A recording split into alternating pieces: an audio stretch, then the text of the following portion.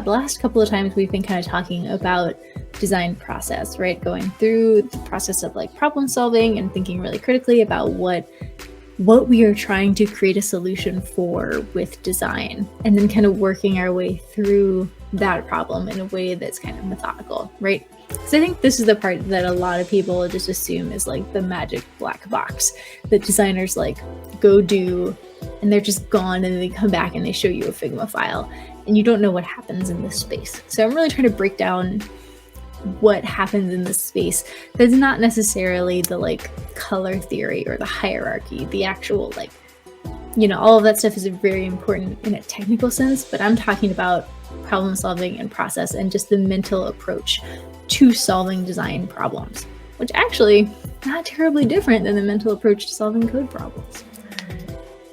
But today specifically, I really want to talk about starting to create the solution, right? So once you have spent some time researching and exploring and kind of brainstorming and gathering ideas for your design, then it's time to actually sit down and make something. Get those ideas out of your head and into a format that you can show other people to start communicating what your goal is and what you're hoping to end up with at the end of the day, right? But this is the part where I want to tell you, don't reach for the mouse. Don't go for your laptop, right? It's everyone's first instinct once they've kind of got that idea and they've got that vision of how they want something to look, to open up a Figma file, open up an Illustrator file, and just like start working, start throwing rectangles on the page. But in fact, that is the opposite of what you want to do. And I promise that I am not just saying this because I'm some kind of like old-fashioned like Luddite. There are some really good reasons for not immediately jumping onto the computer when you are starting a new design. And also, hi, Code with Sean. I'm glad you're here. So why might you want to start with pen and paper, right? First is that design software is opinionated, even when it tries really hard not to be. As somebody who builds applications and websites, you probably already kind of have that understanding that software is going to come with the opinions of its developers baked in, at least to some extent, right? Even when we try our very, very best to keep those things separate, by nature, what I think and how I approach a problem is going to be reflected in the solutions that I create. Sometimes that's good, sometimes it's bad. With design software, it is especially tricky because you're using a piece of software, you're using the design of a piece of software to create a new design. And so some of those kind of like biases and just not even necessarily biases, just approaches to solving a problem are going to get baked into the design software itself and therefore shape the design that you create, right? So something like setting type. And whenever you set type, it's going to appear first in whatever the default font is. When you're moving objects around, they're probably going to snap to a grid. When you place shapes, they're going to be pre-programmed, right? So your triangles are almost always going to be those like, you know, exact equilateral triangles. When you go to draw a triangle in a design program, it's very never going to be like scalene, you know? So there's all this kind of stuff that just gets built into the design software that's going to reflect itself in your design.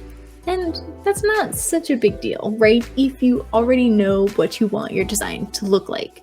Because if you already have a very clear vision in your head, then when you set that type or draw that triangle or whatever, you immediately look at it and you go, that's not what I want. I want it to look like this.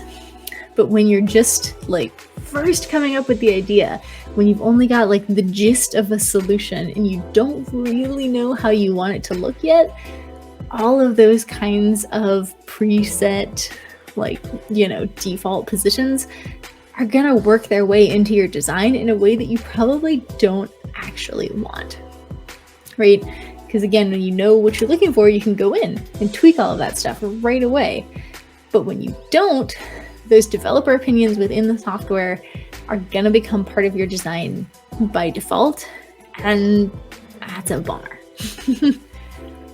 Another really big downside of jumping right into the software is how much it is going to force you to spend so much of your time and attention on really little tiny details, right? So let's talk about type again, because it's such a great example. If you were sketching a design for a full page layout on a piece of paper, you'd probably just do like some quick lines, you know, some squiggles. Maybe you'd like, you know, black out a section, or maybe you just draw a big X and be like, type here, or like copy here, right? And that allows you to mentally move past details that don't really matter yet in your design, right? Then you can focus on the big picture. You can start to think about the page at a bird's eye view without getting really, really focused in on exactly what the copy of this button is going to be. But when you try and do the same thing in a like design software, that's going to be a lot harder, because you go to like set some of that placeholder type, and all of a sudden you are forced to think about the font choice, the leading, the placeholder text that you're typing. Your brain has to make every single one of those inconsequential decisions before it will let you get back to the actual work. And even if you try to like bypass it, right, then all of a sudden, again, you've got those default positions that have made their way into your design. And without really thinking about it, you've started to integrate those into the way you're viewing what you're creating, right? So even little stuff like, oh, I need to put some placeholder type. Should I just type gibberish? Should I go copy paste some lorem ipsum? Should I take my best swing at what I think the copy will be? Or like, I need to set a font. Is the default font okay? Or is that something super different? Do I know that I want it to be a sans serif versus a serif? Should I just go ahead and change it to some kind of default sans serif? I want this text to be bigger. I want this text to be smaller. I want this text to be italics or bold, or all of those things, right? And there is such thing as like decision fatigue. Famously, right, Steve Jobs was the one who he would always dress exactly the same way, right? Or always eat the same thing for breakfast, because there's this idea of you only have so much mental space every day to tackle problems, and when you're spending it on things that don't matter, you're kind of wasting some of that potential. I don't necessarily think that means you should wear exactly the same clothes every day, but I do think there is some truth to the matter, because when you sit down to really work on something and you're super hyper focused on the things that don't matter, you have to spend time and energy trying to get past those things before you can really work on like the heart, the meat of the problem. Yeah, you're kind of losing some momentum. You're losing some like go and power there, you know, and you're focusing on things that don't matter yet. It's kind of the equivalent of like bike shedding, right, in software. You get really, really caught up on something really, really small that doesn't actually matter, where it doesn't actually matter yet. And it's going to stop you from being able to make things that are effective, right? So the other kind of thing, sorry, I saw a comment that I want to bring up because I think it's really nice, right? Yeah, Sean says, I'm horrible at writing. I come up with an idea and attempt to write a paragraph but fail because I'm trying to force the idea and the grammar and the formatting immediately. I have to just write down the idea first and then work it. And the same way, in my approach to this, I outline everything before I start writing, because I just got to get it out of my brain. And this is kind of the same thing, right? It's actually, I don't think I would have like made this metaphor until you brought this up, so I really like it. Thank you, Sean. But sketching on an actual piece of paper with an actual pencil is kind of like outlining before you write. Because it's true, if you sit down and you try to start thinking in paragraphs, right? Or you're thinking about like the high level structure or the grammar or the, you know, I got to come up with a catchy title. You don't need to work on that yet. You need to just get the stuff out of your brain and onto paper in a way that will allow you to come back and really fill in those details later. Yeah. Supposedly Albert Einstein only had one wardrobe style, to never have to worry about how he looked. Each day he just grabbed another shirt and suit. I'm the same way, although I think it's just laziness now that I work from home. I'm always got on like a pair of leggings and some t-shirt that I got for free from a tech conference and a big comfy sweatshirt. I don't think I do it to minimize decision making. I think I just do it because I'm lazy. Or maybe I'm going to tell people now that I do it because I'm in the same group as Albert Einstein and Steve Jobs, who's just not me from just lying. But jumping back in, the other thing to kind of think about, again, like another downside of jumping right in, is that those decisions that you're making really early on at that point in the software is gonna get baked in and start to shape the decisions that you're making down the road, even if they weren't necessarily intentional decisions, right? So do you really want to be laying out elements on the page trying to work around like a leading or a font size value that you arbitrarily chose all the way at the very beginning of your design process when you were just trying to get things on a page, you know? Do you constantly want to be going back to try and like fiddle with like padding and margin values as you're adjusting the relative sizes of all the other elements on the page? Trust me, the answer is no. It is so exhausting and so frustrating. And it, again, is constantly, it's like giving yourself a bunch of little roadblocks, because you'd be like, I really want to add this sidebar here. And then you have to shift everything that's on the page, and then you got to go in and fiddle with every single tiny little value of every single element that was already on the page. Not what you want. If you're sketching, you could just add a little sidebar next to what you've already drawn and keep it moving, you know? Going to the computer too soon makes it frighteningly easy to get sucked down to all kinds of various unimportant rabbit holes that you are going to get trapped in. It is a shockingly easy way to waste your time, and it's a mistake that I see a lot of people make all the time, which is why I'm really spending so much time on it. Another thing, because I'm not done talking about why you shouldn't, why you should start with pen and paper, right? When you move to the computer too soon, it really forces you to think in fixed dimensions.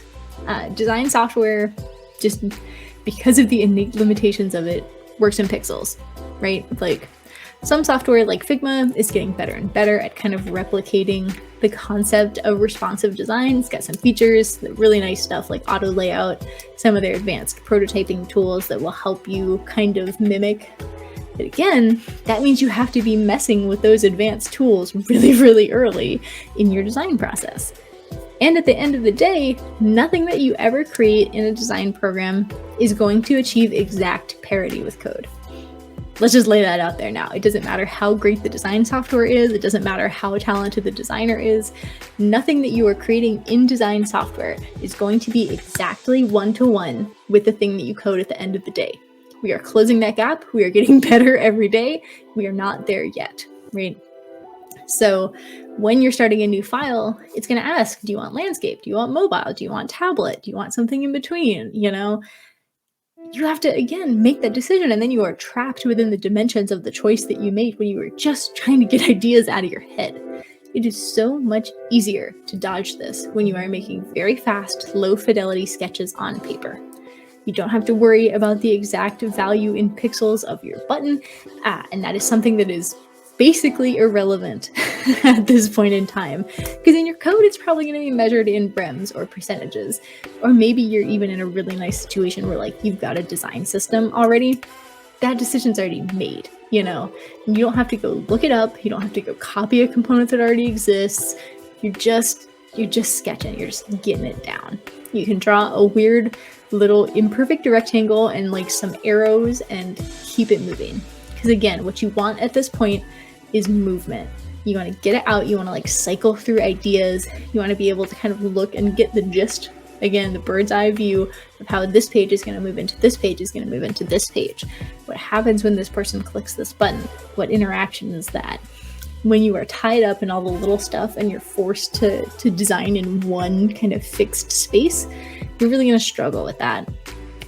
And as much as we have kind of tried to move right from like desktop-based design to that we did like mobile first, but now who knows? You know, anyone could be accessing your final creation on screens of any size, right? Like every phone is different.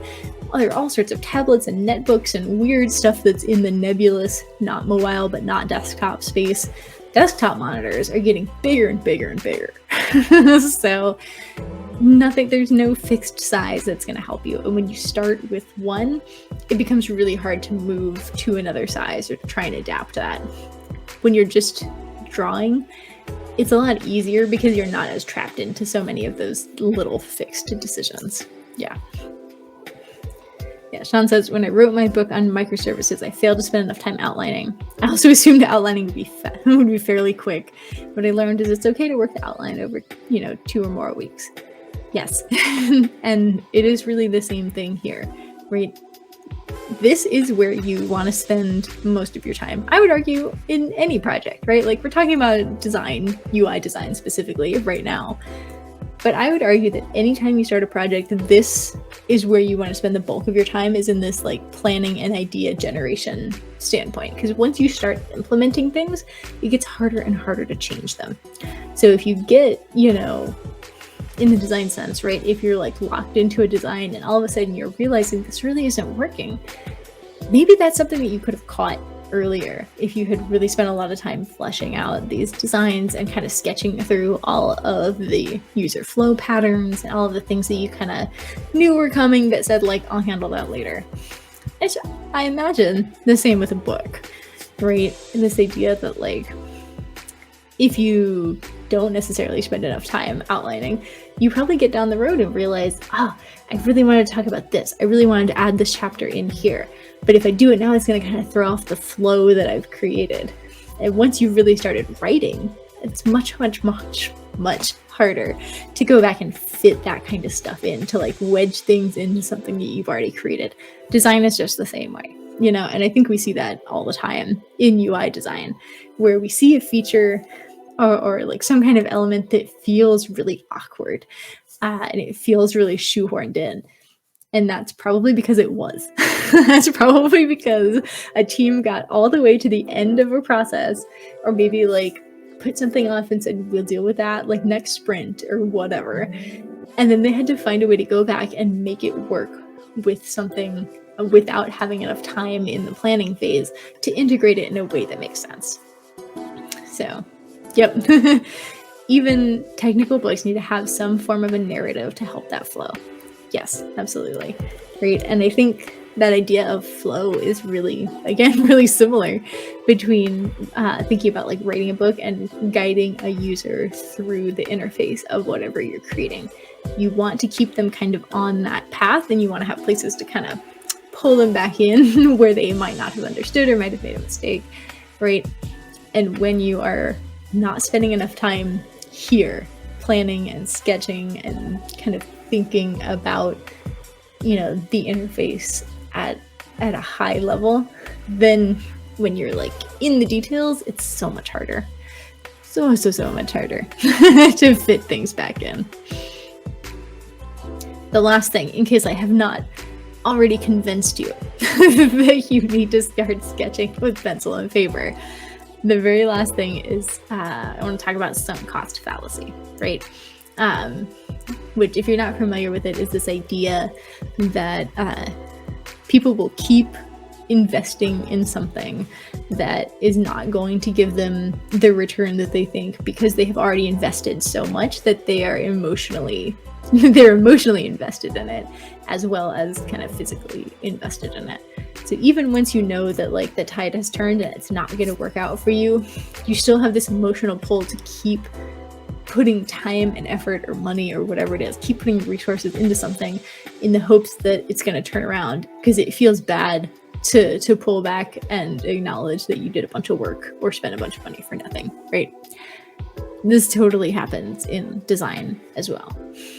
And it's most of the time because you have an idea that doesn't work, which, guess what, happens all the time as well. And when you're sketching, it's really easy to kind of get halfway through a quick sketch and realize something's not quite clicking, right? Change your mind, and you can like tear it out of your notebook. You can do a big dramatic, like ball it up in a piece of paper and chuck it in the bin, and it actually feels very good. But it is so much harder, for whatever reason, to do that when you are working in a design file. I don't know why. There is something mentally different. Maybe it's because with paper it feels like you're already like committed, and so you're like, might as well just start over. But with a like a file in a design software, you can keep moving things around. I don't know what it is, but you will, I promise, keep doing that.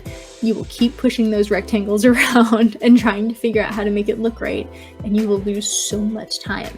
as compared to if you had just trashed that file and started over with a blank one. It is way harder to just X out of a design file and start fresh. I don't know why. I would love to talk to like a psychiatrist or a psychologist about that, who could tell me why we seem to always think that we can fix digital things and are willing to give up on things that are physical. But all that being said, start on paper. And don't be afraid to tear it out of your notebook and chuck it in the bin when it's not working. A lot of people want to skip directly to the computer, and the reason that they will give me is that they don't draw well enough, right? And I understand where you're coming from. I'm sympathetic. But the good news that I have for you is that you do not have to draw well to make loose UI sketches, right? Sketching is really just for you. At this point, you're not necessarily trying to communicate an idea to somebody else yet. You're trying to clarify the idea in your own mind. So it does not have to be good enough. It's kind of like handwriting, right? Your handwriting doesn't have to be good enough for someone else to read it in this case. It just needs to be good enough for you to read it. So I would say don't worry about, because here's the other thing people do, right? Is they will go out and want to like buy things to make this easier. They want like gridded paper, or they want like special pencils, or they make sometimes things that will like let you like, little like traceable UI elements or like stickers or something. Don't trust me. You don't need it. You don't need markers. You don't need fancy markers. You don't need fancy pencils. You don't need fancy paper. Get some scrap paper from the recycling bin. Get ideally, I suggest a large tipped marker, like a Sharpie. You want something that will literally not let you get into the details. Or a pencil, like not a mechanical pencil, because it's gonna let you get really in there. You want just like a good old-fashioned number 2 that ideally is a little bit dull. Just grab cheap paper, grab a pencil, get to it. And remember, 99% of UI is rectangles. You can totally draw a rectangle. I completely believe in your ability to draw a rectangle, right? And again, my favorite tip for this stage is to use a blunt, large-tipped drawing implement. Sharpies are my go-to. I first saw this recommended as part of the Shape Up ebook, which is really good, by the way, if you have not read it. It was written by the folks at Basecamp a while ago now, probably like 5 or 6 years ago now. But they call them fat marker sketches, and I really love that.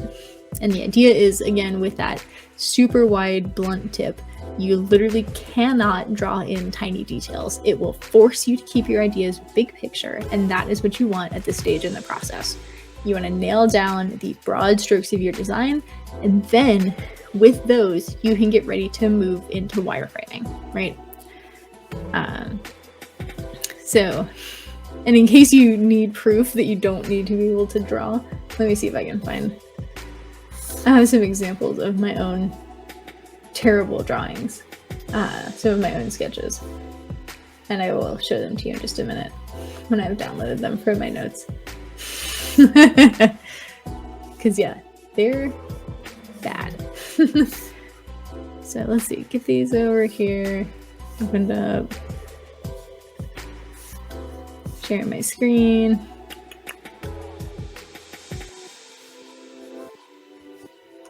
Yeah, here we go. These are what my sketches look like, right? They are not cute.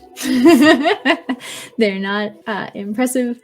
They're not even mostly connected lines. They are truly just like, here's some biases. Here's some lines where text might go. Here's where some kind of like visual element, right? Here's where some data viz is going to be. Here's a picture, right? Like zoomed way out, looking at like the page from a distance, thinking about like balance and just shapes. That's really all you're doing at this point, right? You're breaking things down into shapes, and you're thinking about where those shapes go on the page. Yeah, just Sean. You can't tell us to make sketches and then claim that they're bad. They are purposefully non-production, but not bad. Yes, they are useful, Is maybe what I should have said. They are not beautiful, and they're not supposed to be beautiful.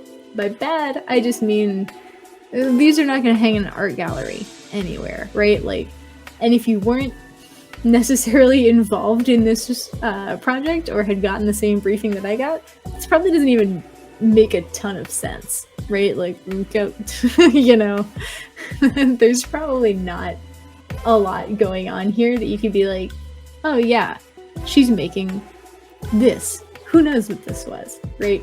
This is just like, I got some switches, some kind of toggles, I guess, over here. And I got some card layouts. There's some tabs, I guess, happening here. Who knows? It made sense to me at the time. That was all that was important, right? I went through and found these in an old notebook because I was looking for some sketching examples to prove to you that you don't need to have an art degree to do this. Because you 100%, right? Like, these aren't even good rectangles. You can totally draw a rectangle like this bad. I believe in you. This one from Marcus, which I almost missed, right? If I spend a long time drawing, hard to my RSI, but I still draw database tables to understand the relationships. Yep. There's something I think about visually getting things out of your brain. And it might just be me because I'm a very visual person, although Sean does say he's done it as well. But there's something, I talk all the time about, I just got to get it out of my brain. And I do that for everything. I'm just making lists, drawing sketches, whatever. It can't live in my brain because nothing good's gonna happen there. It's got to get out of my brain and onto some paper somewhere. And for whatever reason, especially for me, getting it down digitally, not the same. I gotta write it with my hand. That being said, let's talk a little bit about moving from sketches over into wireframing, right?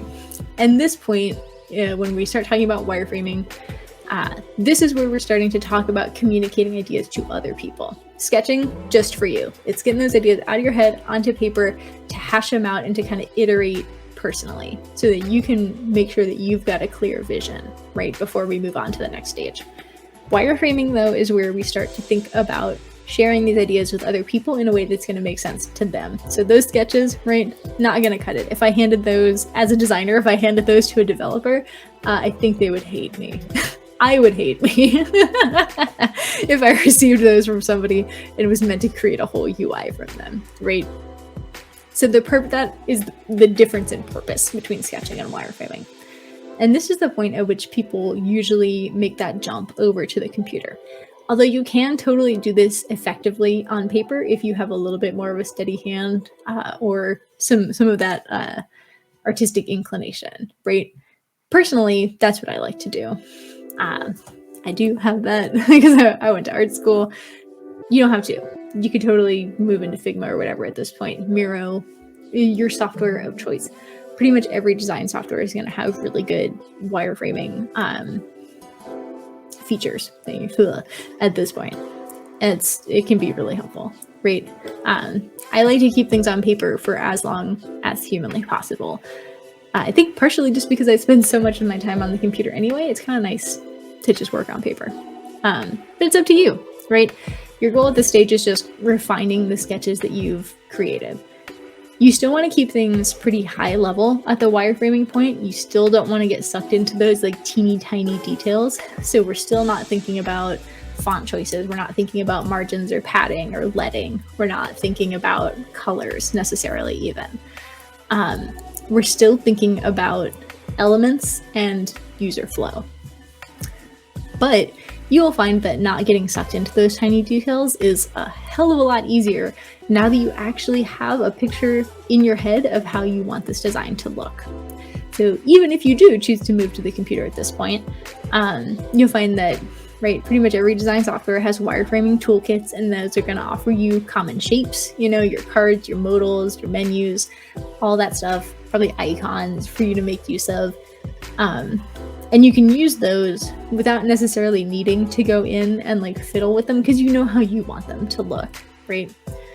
And that can really speed up the process, especially if you feel that you're personally limited by your drawing capability. So by all means, take advantage of it. Wireframing is also where you really want to start to think about kind of in between stages, I guess, in your design. So interaction stages. What is going to happen when someone clicks on a button? How is something going to appear on a screen? Is it going to fade in? Is it going to slide in? Is it going to just appear? You know, are there going to be animations and transitions? I write little tiny notes all around my wireframes to try and capture as much of that kind of like interaction experience information as possible, right? So here I've got some more examples. And again, I wireframe by hand. You don't have to, but these examples are going to be hand drawn. So, share screen. So yeah, you can see here, right? These are already looking way cleaner, way more detailed than my sketches did, right? And we're seeing I've got lots of little notes that I create all along the way. So I'm starting to actually like mock in some copy. I'm starting to do like fake names and some of this stuff, right? And each one of these has existing like notes, you know. These buttons take you here. These buttons take you to a profile. Did these get pinned? You know, are we adding new, seeing all? What takes you where? Here's an advanced search where you can search by email or company or whatever. I'm starting to like make notes, and this is going from truly visual into user interaction. Right, here's another one. All the little blacked out things are like company names and logos. So pay no attention, just assume there's a very cool logo there.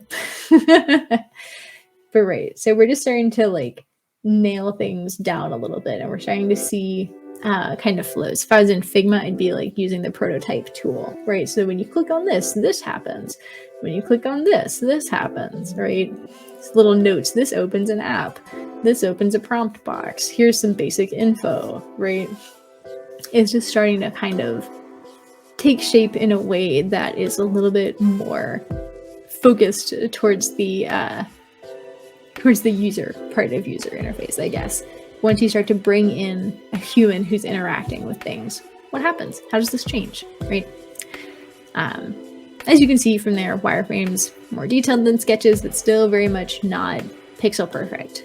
The focus is still on layout, flow, and interactions, not colors, fonts, styles. I like to wireframe pretty much the entire experience of whatever feature that I'm working on. I think you should have every screen, every transition, every various state.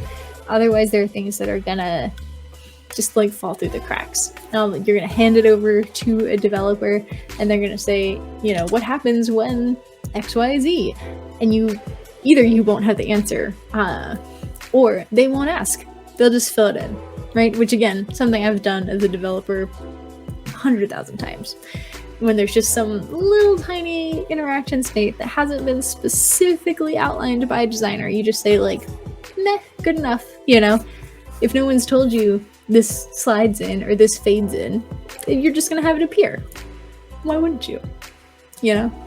So this is the stage, the wireframing stage, where as the designer, it is your job to think through how the UI is going to respond to every single user input and try to capture as much of that as humanly possible, right? And again, it's important to be as thorough as possible because this is the point at which your designs start to be touched by people that are not necessarily you. People who are not going to know what's happening in your head, and they don't know all the assumptions that you have made thus far about how things are going to work. I like to think of the wireframing stage a lot like writing documentation or maybe like commenting your code, you know?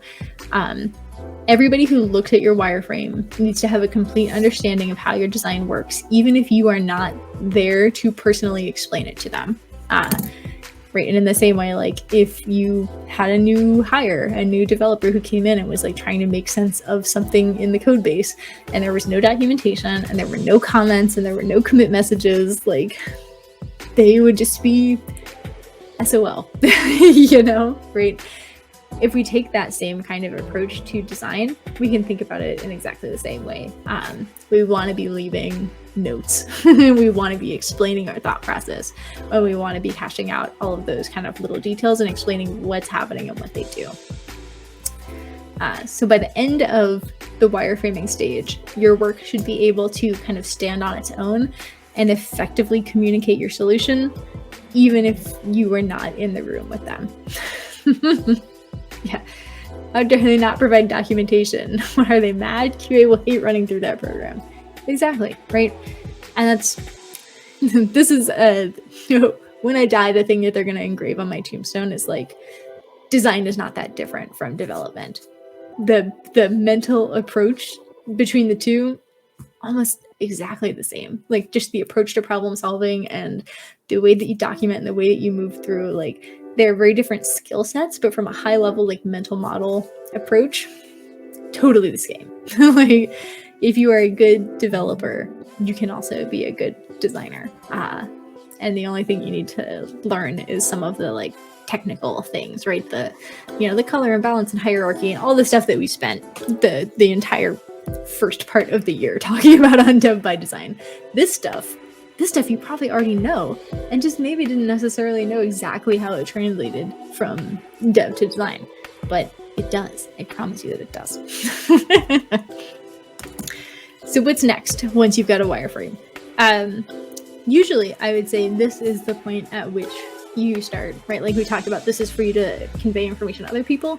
This is probably the phase at which you start kind of like pitching your work, for lack of a better word, right? Because pitching usually summons this idea of like, an ad agency, like very Don Draper with the carousel. I don't know if you guys were Mad Men fans, but Mad Men came out while I was in art school getting my design degree, so I was obsessed. It was a problem. But anyway, a lot of people think of pitching as like this big, like high stakes, like, ad agency to client kind of situation. But really anytime you are trying to convince other people to adopt your solution, you're pitching your work. You've probably done it in your PRs and stuff as well, right? Like you outline why you've made the choices that you have, why you think your solution is the right one.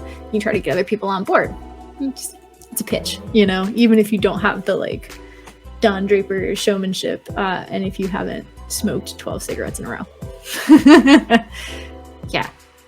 Need to do a binge rewatch. Me too, man. It's probably, I'm like a little bit afraid because it probably does not hold up as well as it does in my memory. I thought it was just the best show on television at the time. I'm a little afraid that if I rewatch it, it won't actually be as good as I remember. But anyway. I like to suggest doing the like pitching phase with wireframes. Some people like to go, some people, some places, some companies necessarily like to flesh things out a little bit more and have more complete mock-ups, right? And that's usually the next phase is a full mock-up. And at that point you are creating something that is getting a lot closer to pixel perfect. I don't like to encourage creating anything that is truly pixel perfect because again, we just don't have one-to-one parity between design software and finished code yet. So when you pitch something, when you explain something to someone else as being pixel perfect, this is exactly the way it will look. You're likely gonna kind of sow the seeds to have a conflict about it later on when it inevitably is not 100% exactly that. That's part of why I like to pitch with wireframes, right? Because it's detailed enough for you to explain the concept, to get other people on board. It also does not, it prevents people from getting hung up on those little tiny details, right? Because you haven't necessarily chosen colors or fonts or font sizes or whatever. That means that whoever's looking at your wireframes also can't sit there and go, I don't like that color, or I don't like that font, or I don't like whatever. And believe you me, they will. So sometimes it can be really nice to keep things vague and get people on board with a high level idea, and then kind of provide updates as you go. It really depends on who you're working with. Some people really want to see exactly how it's going to look. Some people just don't necessarily have the ability to kind of, think visually about something or to imagine something in a more completed state, and they will want to see a more finished looking mock-up to get that feel for what it will look like. This is something that unfortunately you're just going to have to kind of play like as you do more of this, and as you're going to know who you're working with the best, right? Like you're going to know your coworkers, you're going to know your clients, you're going to know whether they need to be walked kind of all the way to the conclusion or whether they can make that little jump on their own. And if they can, I recommend letting them. If you do choose to do mockups, that is absolutely the point at which you will move to a computer if you have not already for wireframes. Figma is the one that I prefer, but Lord knows there's plenty of UI design software. Adobe XD, Sketch, InVision, I think is still bumping around out there. You have your choice. you have your pick of the litter, you know. Figma, I think, does the best job of closing that design to code gap because of some of the features that they've built in around responsiveness and prototyping. But I mean, the real truth is that you will probably design in whatever your company pays for. And if your company is all in on whatever, I was going to say Adobe, but that's Figma now too. Anyway, if your company's all in on Adobe, then you'll probably use XD. If your company's all in on whatever, you'll use something else. That's okay. You can do good work in all of them. The software doesn't really matter. It's kind of like, you know, choosing a code editor or an IDE. Some are better than others. You will almost certainly have a preference. None are going to stop you from writing good code. It's the same with design software. You will almost certainly have a preference the more you work with. None of them are going to prevent you from creating good designs. So, you know, whatever. Digital notebooks is an option if you got plenty of money. As someone who does not evidently have plenty of money, I'm not familiar with digital notebooks. But now I'm curious. But anyway, at that point, you will start to narrow down, again, all of your like colored choices and, you know, really starting to think about your spacing and your padding and your font choices and, you know, you'll probably start to nail down specific animation libraries if that's something that's part of it. You know, if you just said like swoop in, you know, you'll start to think about just a swoop in and have a little bounce, or, you know, whatever. You'll sort it out based on the tools that you have. That's when you start to make those really nitty-gritty kind of decisions. If you happen to be a designer developer who has both skill sets, I really like to suggest, frankly, kind of skipping that phase and moving directly into code, going right from wireframes into code. Because code is something you'll be able to kind of leverage. Even if you go back and change things, right, you'll still be able to use the code that you write, so it can be a real time saver. This entirely comes down to a skill set, right? And like who's on your team. If you have a dedicated designer whose job specifically is to design, then they will almost certainly use the design software, and that's totally fine. If you are the one person on your team who's doing both, wearing multiple hats, go ahead and skip it. You know, I don't think that has a difference on, like, I don't think it has an impact on the ultimate piece that you create. I don't think you will end up with better or worse final product for having skipped the mock-up phase or not. It's truly just the skill set that you have available on your team. But that is what I had for today, taking us from sketching to mockups. Phew.